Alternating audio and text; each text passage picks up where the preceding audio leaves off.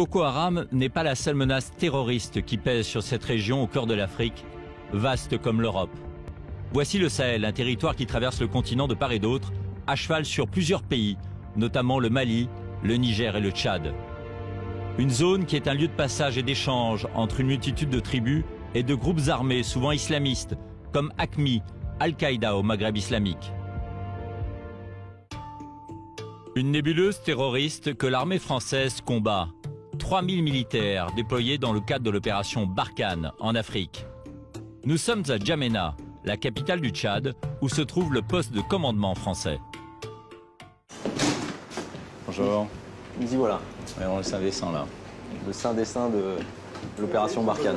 D'accord, commandement opérationnel. C'est là que sont regroupées toutes les informations, les renseignements. Alors, ouais, toutes les informations sur les opérations sont regroupées ici. Au travers des différents écrans, cartes que vous voyez affichées derrière vous, nous, on a la position en temps réel de nos unités, tant les unités terrestres que nos moyens aériens, puisqu'on a un nombre conséquent de moyens aériens qui sont déployés sur la bande sahélo-saharienne.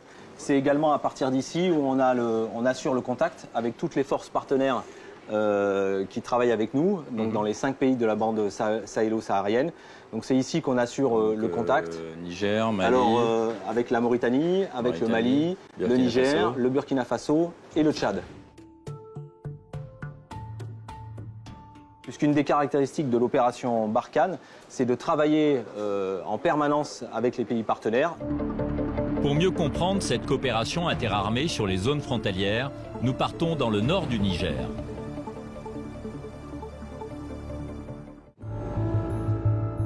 Dans le nord du Niger, aux portes de la Libye, Madama se trouve sur une importante voie commerciale, mais c'est aussi un point de passage pour les trafiquants d'armes, de drogue, d'êtres humains et les groupes armés.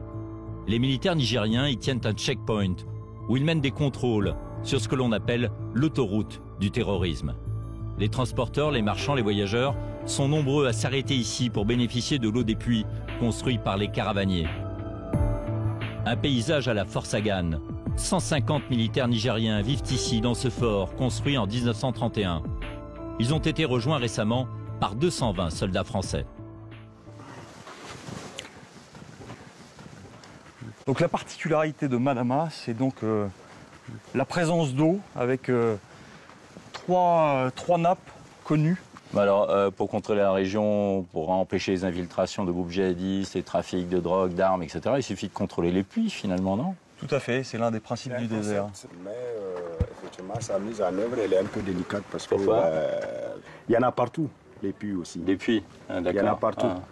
En novembre 2014, l'armée française a décidé d'investir de nouveau Madama, ce lieu stratégique dans la lutte contre le terrorisme.